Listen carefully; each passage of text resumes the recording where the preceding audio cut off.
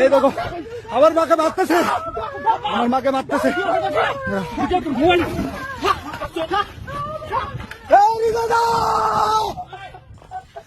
જોયું તમે બાંગ્લાદેશમાં હિન્દુઓની શું હાલત થઈ રહી છે।